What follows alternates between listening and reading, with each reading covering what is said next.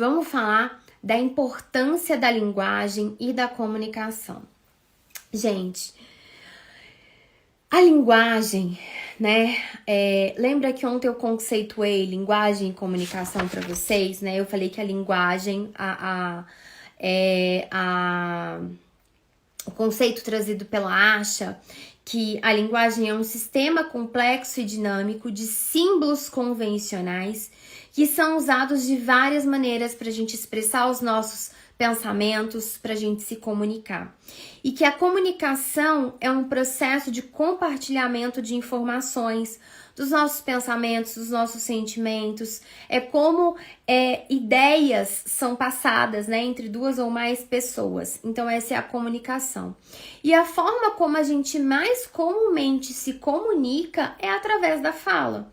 Mas com o advento das redes sociais, né, do WhatsApp, a gente passou a se comunicar também muito de maneira escrita, né?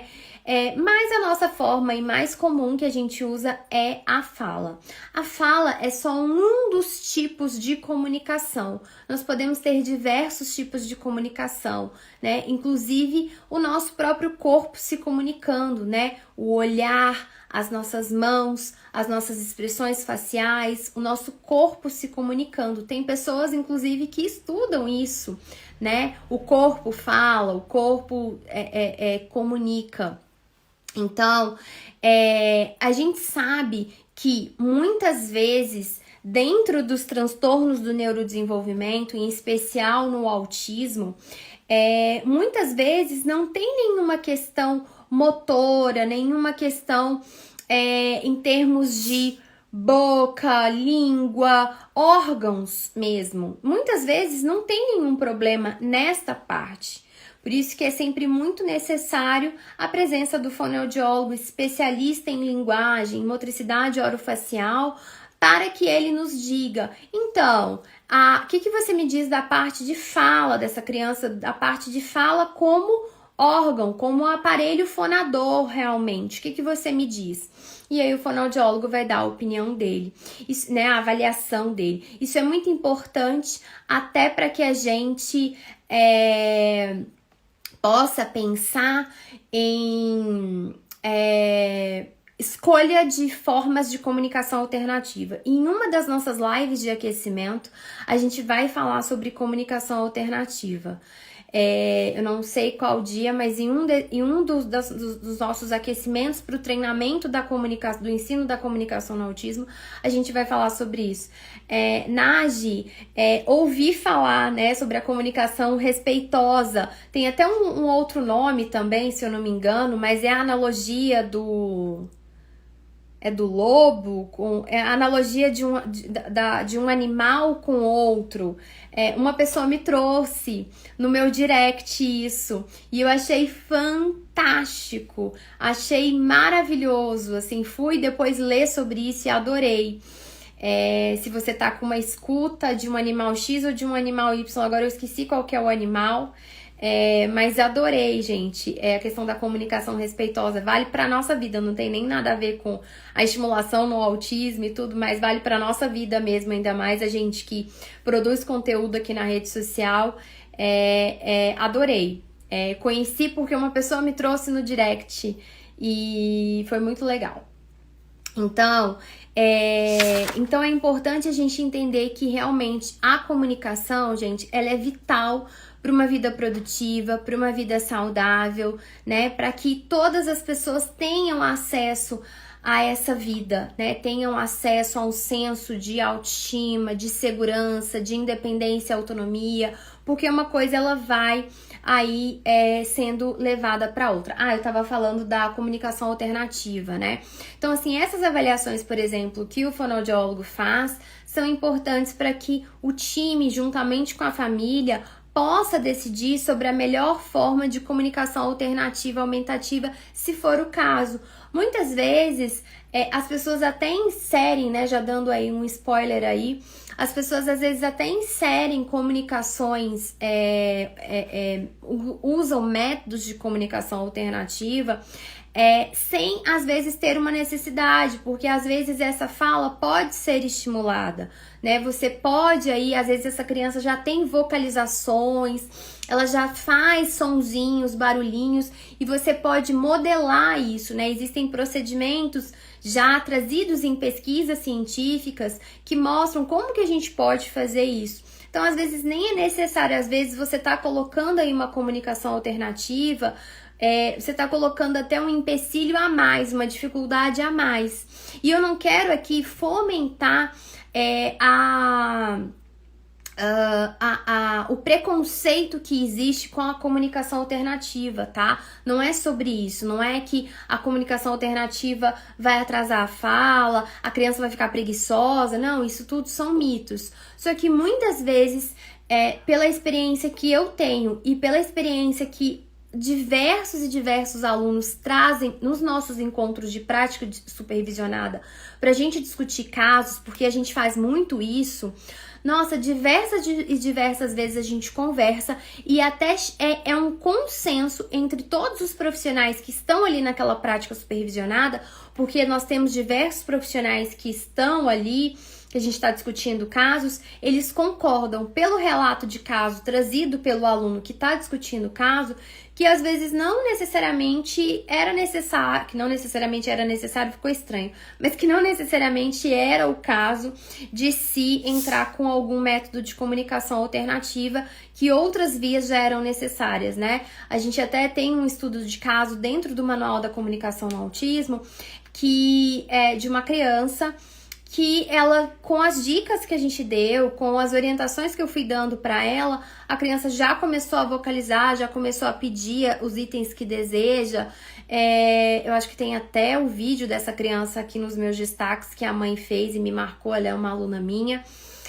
A gente faz um estudo de caso do filho dela, que é onde eu realizo uma avaliação do VibMap, né? A gente está em processo de realização disso. Então, assim, a gente tem que tomar cuidado com esse ponto também, tá bom? Bom, mas aqui eu quero que vocês entendam, levem muito a sério essa questão da comunicação, tá? E vejam o quanto que é importante esse ponto. Então, a comunicação, gente, ela vai dar para o indivíduo alguns pontos que vai ser muito importante para a qualidade de vida dele, né? Vai dar para ele um nível de controle do ambiente que ele vive, vai ser uma porta de entrada para aquisição de conhecimento, para alfabetização, para aquisição de outros conhecimentos, para o manejo das emoções desse indivíduo. Então é muito importante que a gente tenha esse desenvolvimento, né? É importante também porque é uma maneira de se fazer amigos.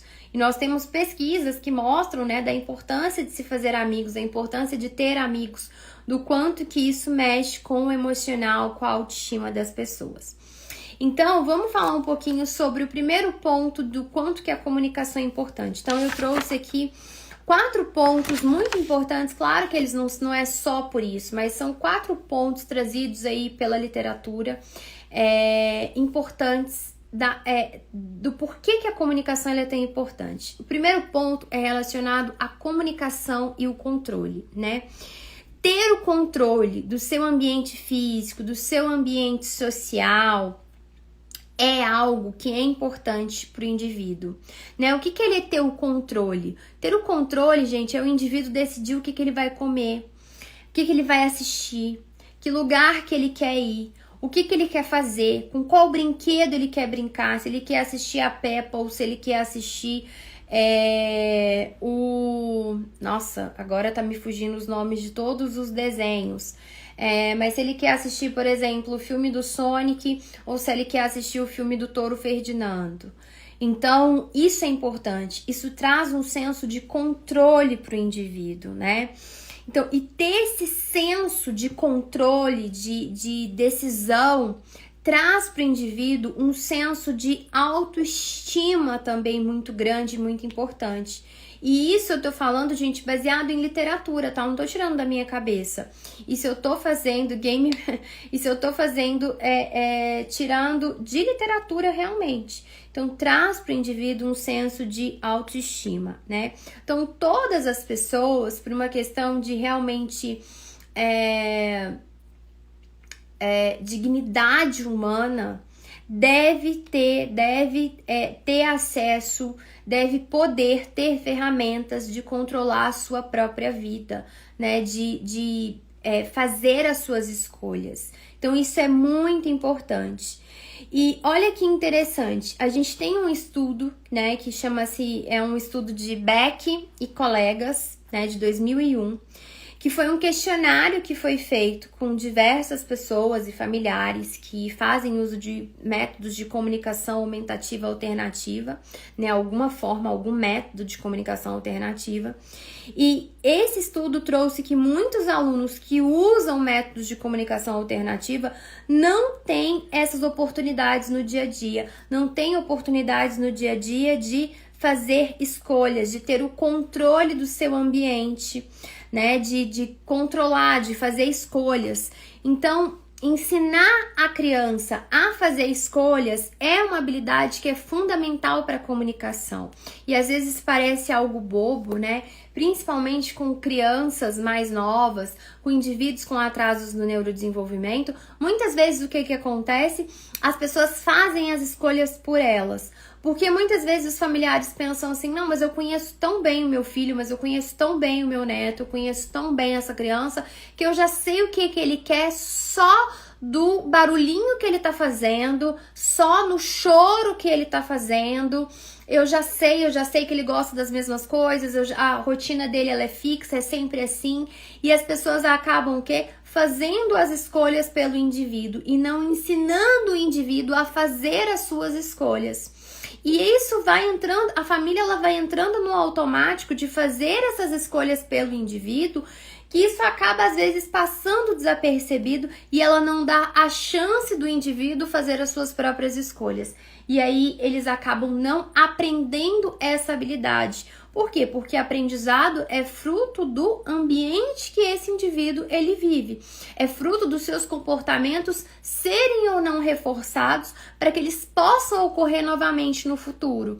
Então, se esses comportamentos não são reforçados, eles acabam sendo extintos e eles não acontecem mais. Então, a gente precisa ensinar esse indivíduo a fazer escolhas desde muito cedo nessas intervenções. E a gente precisa dar para esse indivíduo algum senso de controle, né, do seu ambiente, controle das coisas que gosta, das suas vontades, das suas necessidades serem respeitadas também. Então, isso é fundamental. Então, se você sempre toma as decisões por aquele indivíduo, não dá poder, né, de escolha, de fala, isso vai ser um problema mais adiante. Então, a gente precisa pensar e refletir sobre isso. Eu me lembro muito bem quando o Dioguinho, meu filho, né, que tem 10 anos e que é autista, ele aprendeu a escolher o desenho que ele queria assistir. E na época os desenhos eram os desenhos do Discovery Kids e pra mim eu achei sensacional quando ele conseguiu mostrar pra mim, na época a gente utilizava um método de comunicação alternativa por troca de figuras, mas quando ele aprendeu a dizer pra mim por figuras que ele queria assistir Peppa ao invés dele assistir o Doc e que em outro momento ele queria assistir Peixonauta ao invés de assistir o Doc. Isso foi pra mim fantástico, assim, nossa, é muito bom, assim, não consigo descrever pra vocês em palavras o quão satisfatório é você ver uma criança dizendo aquilo que ela quer, aquilo que ela não quer e fazendo as suas escolhas, isso é fantástico. Bom, outro ponto muito importante da comunicação é relacionado à comunicação, o aprendizado e à alfabetização, né? O aprendizado, como que o aprendizado ele ocorre? O aprendizado ele ocorre através da interação daquele que sabe com aquele que está aprendendo. Ocorre através da interação daquilo que a gente chama de professor e aluno. E para que essa interação aconteça, é preciso que ocorra uma comunicação efetiva. Então, essa comunicação, essas pessoas precisam se entender, esse indivíduo precisa entender o que o professor está falando e o professor também precisa entender se aquele indivíduo está entendendo o que ele está dizendo. Então, a gente precisa ter essa interação ocorrendo com sucesso, né? Então, a comunicação não efetiva, ela torna difícil, né, determinar, saber, será que ele tá entendendo? Será que ele tá sabendo o que eu tô falando? Ou será que ele não tá sabendo? Ele não tá entendendo? Então isso é um grande problema. E muitas vezes os nossos alunos com atrasos no neurodesenvolvimento, você não sabe nem se ele tá entendendo que você falou pra ele ir lá pegar a agenda dele na mochila, que você falou pra ele abrir o livro, né? Então isso é muito problemático. E aí às vezes a criança até tá fazendo porque ela tá imitando as demais, porque às vezes essa habilidade ela já tem, mas não porque ela está te compreendendo de fato, não porque ela está tendo um comportamento de ouvinte de maneira satisfatória.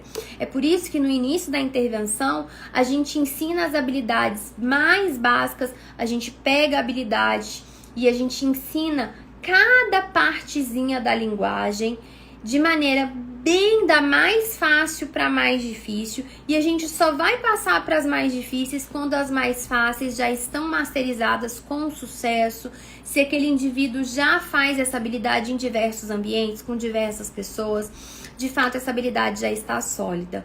Por que às vezes as pessoas falam que a terapia AB ensina uma fala robotizada? Porque as pessoas não entendem como utilizar dessa ciência para poder planejar os atendimentos. Então, quando que eu vou começar a ensinar esse indivíduo a responder perguntas? Aí as pessoas não sabem, elas começam a ensinar esse indivíduo a responder perguntas antes dele já ter pelo menos ali umas 50 a 100 nomeações, por exemplo. Aí você muitas vezes quer ensinar ele a responder perguntas já de quem, quando, onde, quando você devia fazer coisas mais básicas, tá certo? Então isso é um problema.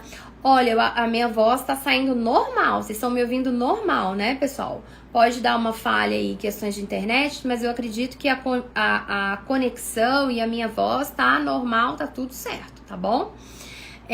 Então, a gente precisa entender esses pontos para que a gente possa ensinar essas habilidades, saber quando que eu vou colocar determinada habilidade para ser ensinada. E aí, muitas vezes, as pessoas começam as coisas pela ordem equivocada. Então, assim, eu gosto muito realmente da forma como o conhecimento que eu tenho na teoria de comportamento verbal me dá essa noção, me dá esse conhecimento para que eu possa de fato planejar uma intervenção que seja aí adequada para esse indivíduo. Então a gente, né, alguns pontos que a gente precisa pensar. Então não tem como eu pensar, gente, em ensinar letras, em ensinar números e ensinar habilidades mais complexas se esse indivíduo ele não tá conseguindo nem entender um simples comando que eu dei para ele. Então, se eu tô falando uma coisa, ele tá ali voando, pensando em 50 mil coisas, às vezes fazendo uma estereotipia, alguma coisa do tipo. Tá, Carlos? Então, entra e sai, tá bom? Porque ficar falando nos comentários que você não tá ouvindo nada não vai adiantar muito. Entra e sai, pode ser um problema com a sua internet, tá bom? Então, assim, é importante a gente entender esses pontos para que a gente possa pensar no planejamento da aprendizagem e em potencializar o tempo que esse indivíduo ele passa dentro da escola. Por que muitas vezes a gente vê que o tempo não é aproveitado? Às vezes o professor coloca a criança para sair de sala toda hora, às vezes a criança ela vai embora mais cedo da escola. Por quê? Porque a gente vê que esse tempo na escola não está sendo aproveitado. E geralmente esse tempo ele não está sendo aproveitado justamente quando essa criança tem grandes atrasos na linguagem e na comunicação. Então, quando ela tem grandes atrasos na linguagem e na comunicação, é quando justamente o tempo dela dentro da sala de aula acaba não sendo tão proveitoso, porque ela não aproveita das oportunidades de aprendizagem para que ela possa, para que aquilo possa contar, por exemplo, como horas de intervenção, como horas de aprendizagem. Aí é quando a coisa começa a desandar. E aí, se a coisa já tá desandando na educação infantil, no Fundamental 1, pensa essa criança no Fundamental 2 ou no ensino médio. É quando ocorre justamente o quê? A evasão escolar. Essa família acaba não levando mais essa criança para a escola. Aí as pessoas usam o que como justificativa? É porque ele é um autista severo. Nem adianta mais ele ficar indo para a escola, ele não vai aprender essas coisas, ele é um autista severo. Isso me irrita um pouco na questão do diagnóstico. As pessoas justificam a falta de resultados da criança ao diagnóstico dela e não a falta de intervenção correta, sendo que a gente sabe, a gente tem evidência para mostrar pra gente que a intervenção feita de maneira correta, ela gera sim resultados. Esse indivíduo, ele está num ponto aqui, mas ele vai melhorar, ele vai sair dessa intervenção melhor do que ele entrou. O quanto melhor, eu não consigo precisar, mas ele vai sair melhor do que ele entrou. Então, as pessoas, elas já justificam que é por causa do diagnóstico. É porque ele é autista severo. É porque além de autismo ele tem apraxia de fala. É porque além de autismo ele tem apraxia de fala, TDAH e autismo. Então, assim, esse empilhamento de diagnósticos, as pessoas acham que vai resolver alguma coisa. Claro que diagnóstico ele é importante, a gente tem uma pós disso, né? Porque a gente sabe que o diagnóstico ele é importante, ele te dá uma visão mais precisa sobre as coisas, mas ele não é tudo, né? E eu não posso ficar justificando a falta de resultados no diagnóstico, porque senão você vai entrar num ciclo onde por que ele tem por que ele não fala? Porque ele é autista. Por que ele não fala? Porque ele é autista? Porque ele não fala. Então você entra num ciclo que você não vai sair disso. Então isso aí é um grande problema, tá bom? Então a gente precisa, por isso que não tem como eu pensar em alfabetização, em comportamentos acadêmicos e pedagógicos, sem que eu tenha comportamentos de linguagem e comunicação estabelecidos. Por isso que eu sempre cito o exemplo do psicopedagogo quando ele é contratado para fazer uma intervenção focada em comportamentos acadêmicos e pedagógicos, em ensinar a ler, ensinar a escrever, fazer continha de matemática e etc. Não tem como muitas vezes ele fazer esse trabalho sem antes ele trabalhar com as habilidades de linguagem e comunicação. E muitos psicopedagogos têm buscado na análise do comportamento, na teoria de comportamento verbal, respostas para essa estimulação dos comportamentos de linguagem e comunicação, para que eles possam elaborar programas de ensino, elaborar intervenções para essas populações e que depois eles consigam entrar aí sim na leitura e nas questões acadêmicas e pedagógicas, tá? Então, isso acontece direto. Bom, outra coisa então muito importante. Então a gente falou da importância da comunicação para o controle do ambiente, a importância de se fazer escolhas, o quanto que isso mexe com a autoestima desse indivíduo. A gente falou da comunicação para o aprendizado e para a alfabetização. E outro ponto também trazido pela literatura é a importância da comunicação para dizer os seus sentimentos. É muito comum a gente ter crianças que, quando elas não conseguem manejar as suas palavras, elas têm comportamentos o quê? Agressivos como forma de comunicação. Ela bate no outro, ela se bate, ela arremessa objetos, ela bate a cabeça na parede, ela utiliza o comportamento agressivo, o comportamento disruptivo, né? Esses comportamentos como uma forma de comunicação. Seja porque ela não consegue se comunicar de maneira alguma, ou seja porque as suas formas de comunicação elas ainda são muito primárias, elas ainda são muito atrasadas e ela não consegue expressar os seus sentimentos. Então, esse é um ponto muito importante. A gente fala muito do quê? Do treino de comunicação funcional. Outra área que eu acabei estudando muito também foram as questões dos problemas de comportamento. E por que eu fui estudar sobre problemas de comportamento? Justamente por quê? Porque é muito comum você ter crianças com problemas de comportamento que têm atrasos na linguagem e na comunicação. Então as coisas elas estão conectadas, tá vendo? Que você vai puxando o fio, você vai chegando em outra coisa, em outra coisa, em outra coisa. Então por isso que eu acabei indo estudar, porque era muito comum você ter crianças com muitos problemas de comportamento. Chora demais, agride os outros, se agride, joga coisas no chão, taca coisas na parede, bate a cabeça na parede. Então essa série de comportamentos agressivos para consigo mesmo ou para com o outro. A gente tem crianças que se mordem, que se agridem. Então a gente tem uma série desses comportamentos. E muitas vezes quando a gente entende que quando a gente começa a instaurar, na verdade, evoluir, ter um progresso nessa habilidade de comunicação e no desenvolvimento da sua linguagem, a gente começa a ver o que? Uma redução desses problemas de comportamento. E sabe o que é perigoso nesses problemas agressivos? A não ser, claro, a própria criança e outras pessoas serem colocadas em perigo.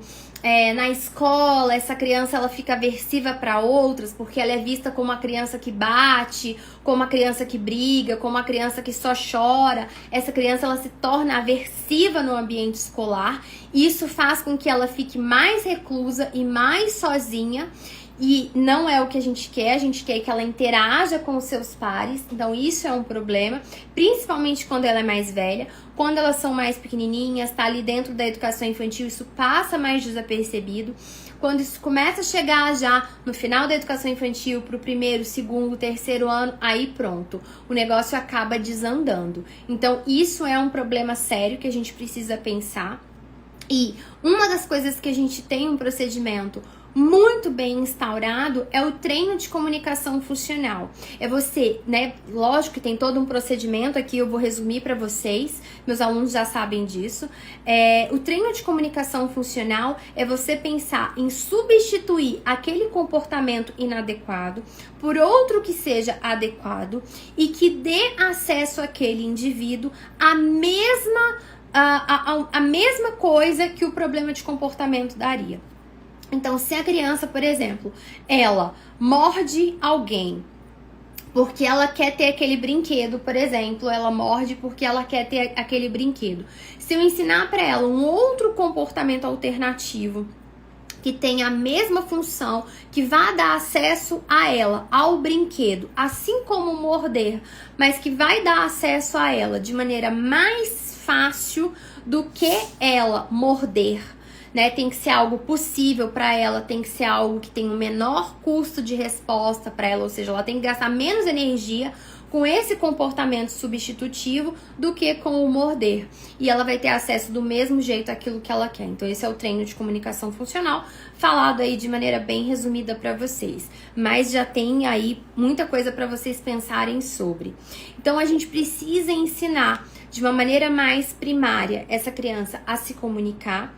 E quando a gente pensa em comunicações mais avançadas para crianças que já têm um bom repertório, que já falam, já se comunicam, mas que ainda têm dificuldades, que ainda tem lacunas aí, a gente precisa ensinar essa criança também a identificar os seus próprios sentimentos, a falar dos seus sentimentos. Então isso já pensando no nível mais avançado ali de habilidades de comunicação. Então a gente geralmente fala muito, dessas coisas mais primárias de uma criança que não fala nada e etc. Mas a gente também tem que pensar em níveis mais avançados de crianças que têm uma boa linguagem, mas que ainda assim têm falhas no uso social dessa comunicação. E isso vai interferir nas suas habilidades socioemocionais, como ela lida com seus sentimentos, com as suas emoções e como ela interage com as outras pessoas. Então isso também é importante. A gente fala muito no autismo. É um menino que que gosta muito de ficar sozinho, que não socializa, que não interage. Como que ele vai interagir com o outro se ele não tá nem entendendo o que o outro tá falando? Então é muito comum, né? Os pais, quando acabam de receber um diagnóstico, quer levar as crianças em todas as festas que tem, no parquinho, em diversas coisas para essa criança poder socializar. Só que antes dela socializar, antes de você ensinar a habilidade de socialização, você precisa ensinar essa criança linguagem e comunicação, porque é muito difícil essa criança se socializar sem que ela tenha habilidade de linguagem e comunicação. Então a gente precisa pensar nisso. Isso é uma coisa que eu já falo há muito tempo e que as pessoas muitas vezes ainda batem nessa tecla de erro, né? Outra coisa muito importante da comunicação é justamente pegando aqui o gancho das questões das habilidades sociais, é da gente pensar na comunicação para desenvolver amizades, né? E o quanto o não desenvolvimento de amizades, principalmente lá na adolescência, na fase adulta, principalmente para aqueles autistas que falam, que se comunicam, mas que têm dificuldades no uso social da comunicação e também nas habilidades socioemocionais, o quanto que a ausência de amizades causam alterações emocionais nesse indivíduo. Questões de autoestima, muitas vezes ficam com quadros aí que podem ser enquadrados como quadros depressivos, como quadros de ansiedade. Então a gente entra numa outra seara, principalmente no início da adolescência e na fase adulta. Principalmente para aqueles indivíduos que já falam, que já se comunicam, mas que têm ainda dificuldades porque o autismo não tem cura. Esse indivíduo continua sendo autista, mesmo que ele já tenha melhorado muito, que ele tenha tido muitos avanços, não houve uma cura do autismo porque não existe cura para o autismo. Esse indivíduo já nasce autista desde a barriga da mãe. Então isso é algo que as pessoas precisam entender e que a ciência já nos mostra isso, não sou eu que estou dizendo, a ciência que nos traz isso, né? Tem aí pessoas que às vezes têm ideologias, pensamentos diferentes, talvez negacionistas, mas o que a ciência nos traz, o que a ciência séria realmente nos traz, né? O que a ciência, né? Que às vezes as pessoas estão chamando de ciências, mas não é. Eu até odeio o termo pseudociência, que eu acho que já ficou muito banalizado. Mas assim, o que os estudos sérios nos trazem é que sim, essa criança já nasce autista e que o autismo ele ainda não tem cura. Então, por mais que esse indivíduo, ele de fato, ele já tenha muitos ganhos, ele tenha tido muito sucesso, passa de uma criança que não falava nada para uma criança que fala, para uma criança que se comunica bem, mas ainda assim vai ser uma criança que tem muitas vezes dificuldades, porque o autismo, se você for entender bastante dos critérios diagnósticos, você vai ver que um dos pontos do autismo é o uso da comunicação, é a comunicação social. Eu tenho déficits na comunicação social. Então, eu posso ter déficits na linguagem também, mas eu tenho déficits na comunicação social. Então, eu me comunico, mas muitas vezes eu não me comunico da maneira adequada àquele contexto, adequado àquelas pessoas. Então, às vezes vai ser tido como aquele indivíduo que estranho, esquisito, né? Que é geralmente, às vezes, as pessoas que vão ter diagnósticos lá na vida adulta, na adolescência, ou às vezes aos 30, aos 40 anos. Então, outro ponto pra gente poder pensar e refletir e tirar esse estereótipo que a gente tem do autismo, que não fala nada, que é um gênio, né? Que isso não existe. Pode até existir, mas em menor número, né? Mas a gente tem que acabar com esse estereótipo que as pessoas têm do autismo, né? Do autismo dos filmes, do autismo das novelas. Então, a gente precisa entender esses pontos da importância que ter habilidades de comunicação, ela causa no indivíduo. Então, assim, as habilidades de comunicação, eu ter uma linguagem desenvolvida, é uma habilidade que ela é pra vida, ela é pra vida toda desse indivíduo. Então, você não pode simplesmente desistir da comunicação. Não é uma opção você realmente desistir. Não, eu vou desistir porque eu já tentei de tudo, porque ele já tá adulto mesmo. Não é uma opção você desistir, porque esse indivíduo ele vai precisar da comunicação para a vida inteira, né? Para a vida dele. Então, isso é muito, muito importante. Deixa eu só pegar o livro aqui que eu tava me baseando, peraí. Que tem alguns pontos aqui que eu até trouxe, que são importantes, que eu queria colocar para vocês, né?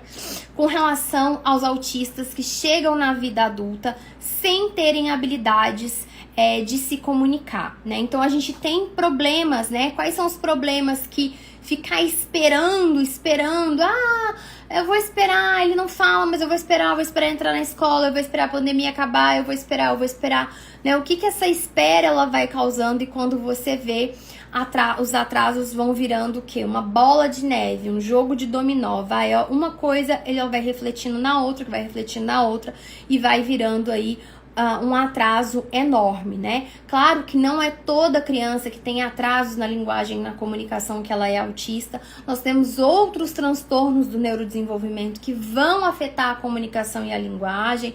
Então, os profissionais aí que são focados em diagnósticos vão poder esclarecer mais isso. Não é a minha área, né? A minha área não é diagnóstico, mas a gente tem a literatura muito bem delineada, muito clara, trazendo para vocês, trazendo, né, para todos nós, a relação da ausência de habilidade de comunicação com comportamentos agressivos.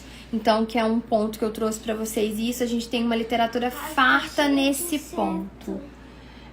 Outra coisa importante que a literatura nos traz é a questão da passividade.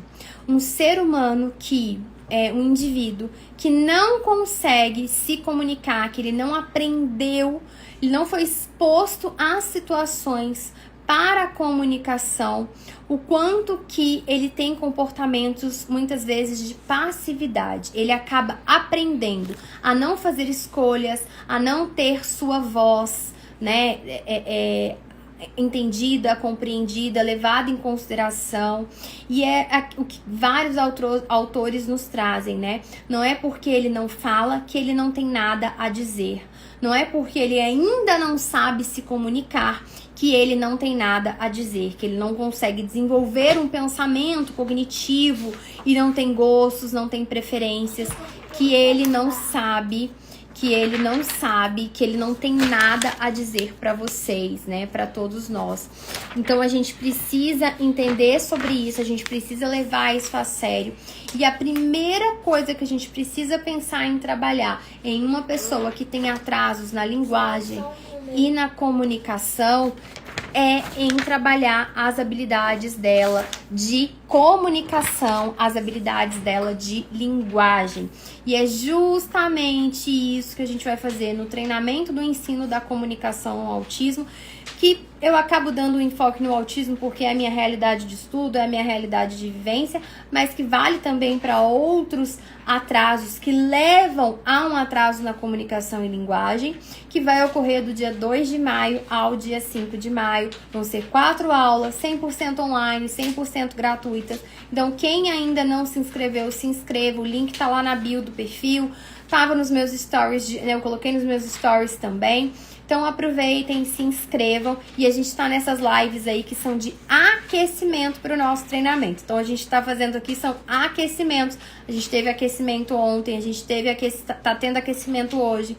Vamos ter no domingo também, e semana que vem mais 3 lives de aquecimento. Então a gente vai ter um total de 6 lives totalmente voltadas para a gente aquecer os motores, para a gente pensar em linguagem, pensar em comunicação, pensar o que a gente pode fazer e os diversos temas que permeiam essa questão da linguagem e da comunicação. E depois a gente vem com um treinamento aí que são 4 aulas para vocês, tá certo? Espero que vocês tenham gostado, espero que vocês tenham aí refletido sobre essa questão. Não deixe para depois, não deixe para amanhã. Essa é uma habilidade fundamental e ela é para a vida. E a gente não pode deixar para depois.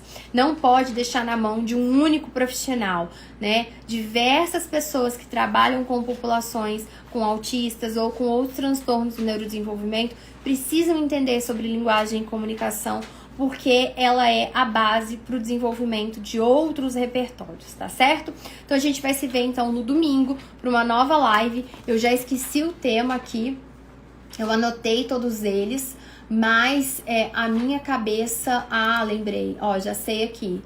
Tudo que você precisa saber sobre a escolha de métodos de comunicação alternativa. Nossa, vai ser domingo, então a gente vai falar justamente, hoje eu já até falei algumas coisas, no domingo então tá imperdível. Tudo que você precisa saber sobre a escolha dos métodos de comunicação alternativa. De fato, aí agora a gente vai falar sobre a comunicação alternativa, tá certo? Então a gente se vê no domingo. Quem não se inscreveu, se inscreva.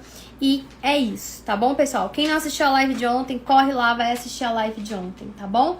Beijo grande, até domingo. Tchau, tchau.